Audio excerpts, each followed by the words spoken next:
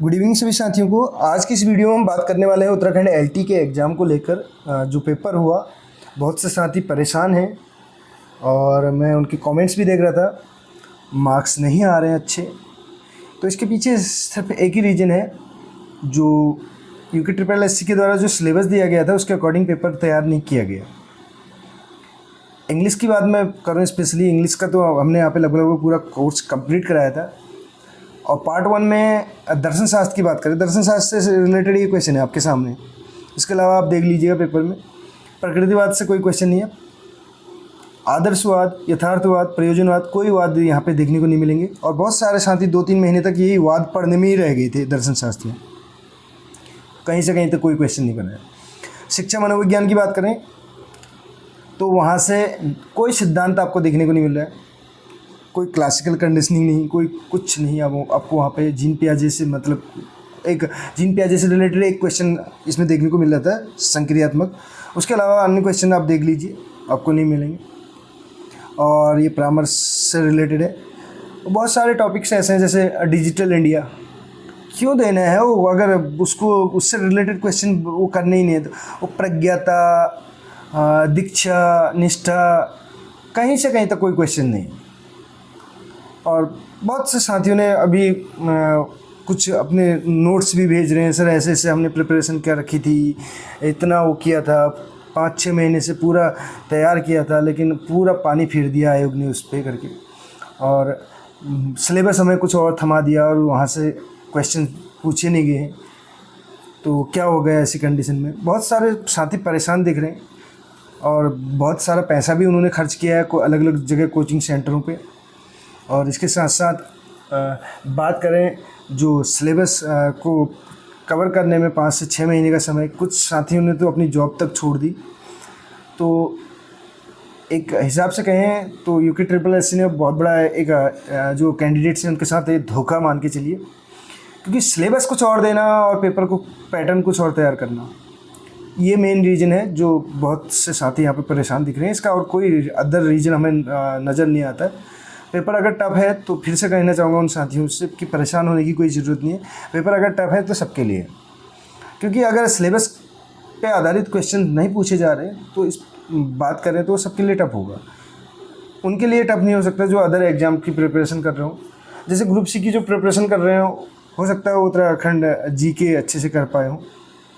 GK reasoning तो आपने देख ही लिया, पेपर भी लेंदी, समय उस हिसाब से नहीं। और ऊपर से इंडियन लिटरेचर की अगर बात करें, इंडियन लिटरेचर में ग्रामर से कोई पार्ट्स ऑफ स्पीच का कोई जिक्र ही नहीं है। डायरेक्ट, इनडायरेक्ट, एक्टिव, पैसिव कहीं से कहीं तक आपको देखने को नहीं मिलेंगे उसमें।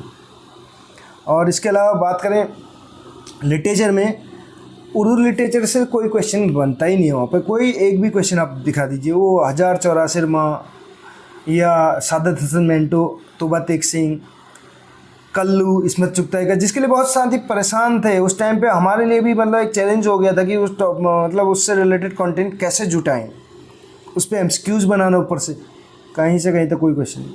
मैंने पहली वीडियो में भी कहा था कि जो यूके ट्रिपल एससी है वो इतना, जो वहाँ पे बैठे हुए हैं इतनी डीप स्टडी तो करेंगे नहीं कि ये पेपर बनाने के लिए, तो वो कहीं ना कहीं सरफेस लेवल के क्वेश्चन देंगे या जो आज तक एग्जाम में पूछे गए वहाँ से पेपर को प्रिपेयर करेंगे। और हुआ भी ऐसे ही है, कहीं से कहीं तक उस सिलेबस को पकड़ा नहीं है पेपर बनाते समय। या इंडियन लिटरेचर की बात करें, वहाँ से आप क्वेश्चन देख लीजिए, और जो सिलेबस में है नहीं उनसे कुछ उनसे रिलेटेड क्वेश्चन यहाँ पे देखने को मिल रहे हैं।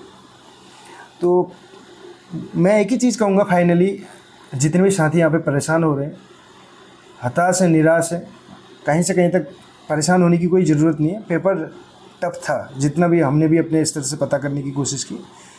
तो जब अगर कोई चीज़ टफ होती है तो सबके लिए होती है, ऐसा कुछ नहीं है कि वो किसी के लिए पर्सनली बनाई गई हो। तो पेपर का लेवल अगर सेट किया गया इस तरीके से तो सबके लिए किया गया है।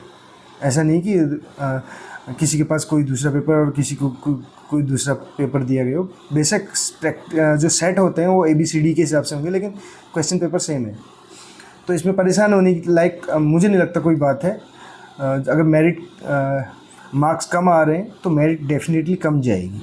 अब मेरिट के बारे में पूछ रहे हैं बहुत सारे साथी, तो आप लोगों से एक रिक्वेस्ट है, हम यहाँ पे कम्युनिटी टैब पे एक पोल कराएंगे उससे रिलेटेड। आप सटीक अपने आंसर बताने की कोशिश करें वहाँ पे, ताकि हेल्प मिल सके, एक आइडिया लगा सकें कि कितनी जो है इसमें मेरिट जा सकती है।